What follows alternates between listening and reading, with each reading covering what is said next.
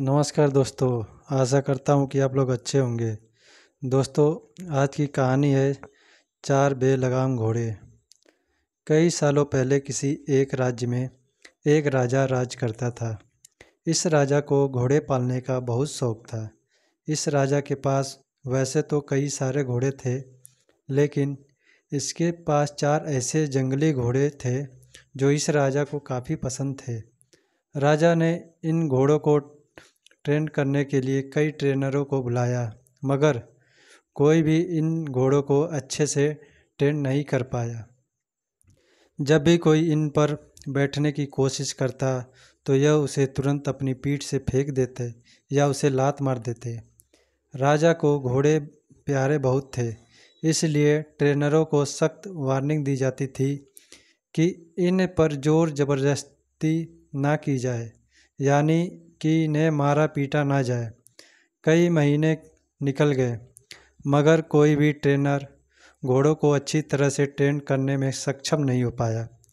तब राजा ने अपने राज्य में ढिंढोरा पिटवाया कि जो भी व्यक्ति इन घोड़ों को अच्छे से ट्रेन कर देगा, उसे बहुत बड़ा इनाम दिया जाएगा।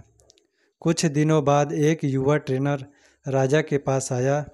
राजा ने अपनी शर्त की घोड़े की ट्रेनिंग बिना मार पिटाई होनी चाहिए, ऐसा उस युवा को बताई। युवा ने राजा की शर्त मान ली और अपनी तरफ से भी राजा के सामने दो शर्तें रख दी। युवा ट्रेनर बोला, मैं आपकी हर शर्त मानने के लिए तैयार हूँ, मगर मेरी भी दो शर्तें हैं, जो आप माने तभी मैं आपके घोड़ों को ट्रेन कर पाऊँगा। राजा ने कहा, पहले शर्त तो बताओ। ट्रेनर बोला, पहली शर्त है कि मुझे इन घोड़ों को ट्रेन करने के लिए कुछ महीने या पूरा साल भी लग सकता है, उतना वक्त दिया जाए। और दूसरी शर्त यह है कि इन घोड़ों के खाने पीने रहने का बंदोबस्त पूरा मुझ पर छोड़ दिया जाए। राजा के पास कोई और विकल्प था नहीं। कोई भी ट्रेनर आज तक घोड़ों को ट्रेन करने में सफल नहीं हो पाया था, और अब तो नए ट्रेनर भी आने बंद हो गए थे। राजा ने युवा ट्रेनर की सारी शर्तें मान ली और घोड़े उसे सौंप दिए। युवा ट्रेनर अगले दिन से ही एक बड़े से बाड़े में इन घोड़ों लेकर गया और वहां सबको खुला छोड़ दिया। ट्रेनर बाड़े के किनारे किनारे पर दौड़ने लगा। फिर दौड़ते दौड़ते थकने के बाद यह युवा ट्रेनर वहीं बाड़े में लेट गया। वहां से उठने के बाद उसने खुद ही घोड़ों को चारा खिलाया और पानी पिलाया। इन सब प्रक्रिया के दौरान उसने घोड़ों को नहीं बांधा था। अगले दिन भी ट्रेनर ने वही सारा काम दोहराया जो उसने पहले दिन किया था। यह काम उसका नित्य क्रम बन गया। वह घोड़ों को बाड़े में खुला छोड़ देता, उन्हें घास चारा खिलाता और बाड़े के किनारे किनारे दौड़ता रहता। धीरे धीरे चारे घोड़े भी उस ट्रेनर के पीछे पीछे दौड़ना शुरू कर दिए। घोड़ों को लगने लगा कि ट्रेनर उनका दोस्त है और उनसे प्यार करता है। सारे घोड़े ट्रेनर के साथ बहुत ही सहज महसूस करने लगे। कुछ महीने बीतने के बाद एक दिन राजा अपने घोड़ों की खबर लेने के लिए और यह देखने के लिए कि ट्रेनिंग कैसी चल रही है, बाड़े में आया। राजा यह देखकर खुश हो गया कि सारे घोड़े ट्रेनर के पीछे पीछे दौड़ रहे थे। राजा को अब यकीन हो गया कि यह ट्रेनर ही उसके घोड़ों को ट्रेन कर सकता है। राजा खुशी खुशी वहाँ से चला गया।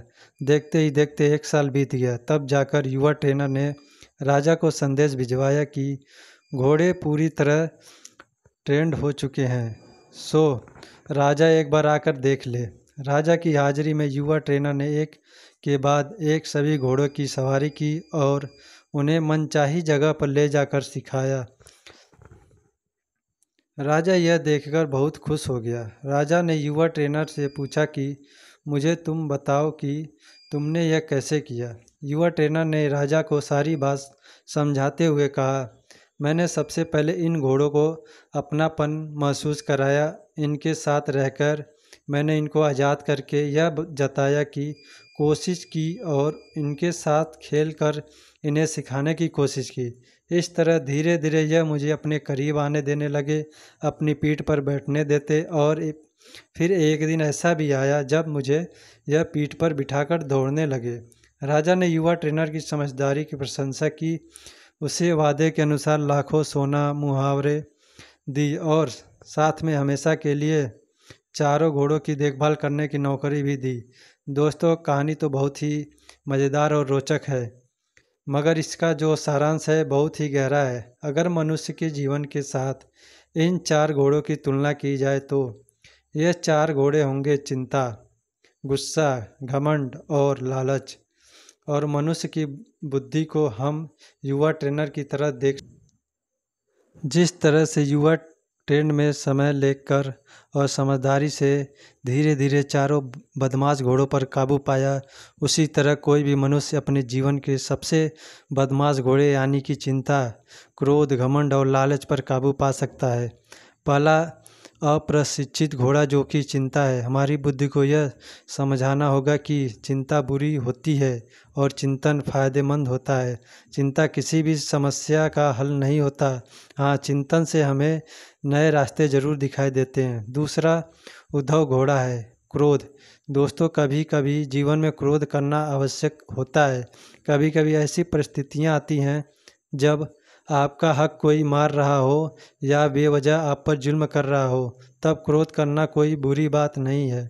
मगर क्रोध कब करना है, कैसे करना है, कितना करना है, किस पर करना है, इन सब की लगाम अपने हाथों में रखना बहुत ज़रूरी है।